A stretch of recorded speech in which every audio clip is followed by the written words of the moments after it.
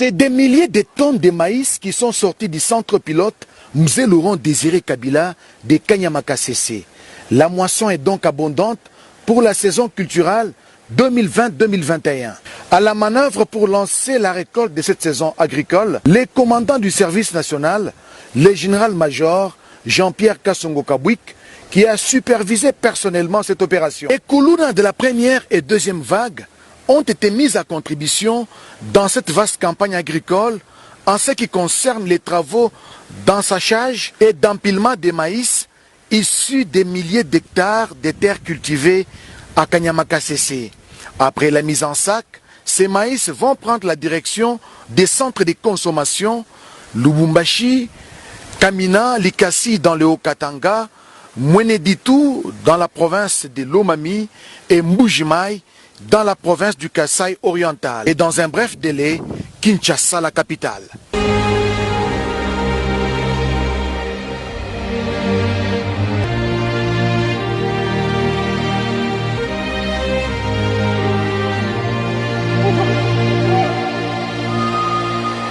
Depuis la relance des activités, Kanyama-Kasese retrouve ses lettres de noblesse des greniers agricoles de la RDC grâce au dynamisme du commandant du service national, le général-major Jean-Pierre Kasongo Kabwik.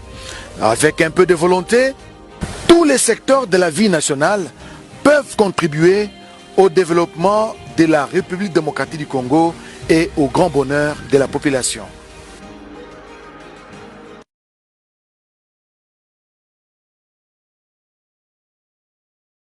Poursuivant sa mission de sécurisation de la ville de Bunia et environ, la police nationale congolaise a procédé ce mardi 8 juin 2021 à la présentation officielle de deux présumés criminels miliciens actifs du FPIC, Force patriotique et intégrationniste du Congo. Ces personnes arrêtées sont poursuivies pour 4 chefs d'accusation.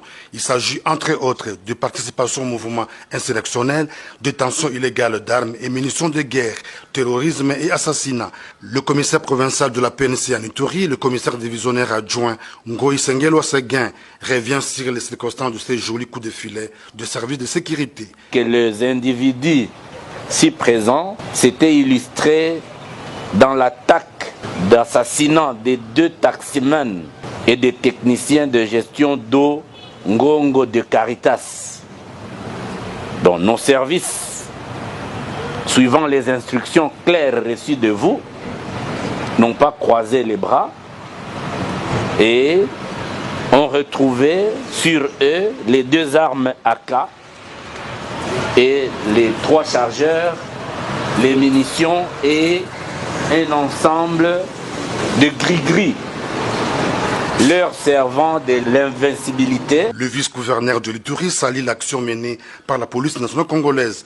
Occasion pour le commissaire divisionnaire Alonga Boni Benjamin de réaffirmer l'engagement du gouvernement de la République à imposer la paix et restaurer l'autorité de l'État en Ituri. Mais oyo bazali komona biso to bazali koyoka biso bayeba te tokolemba bango te tokolanda bango tina suka esika bakobata ata na kati na division ya likelele.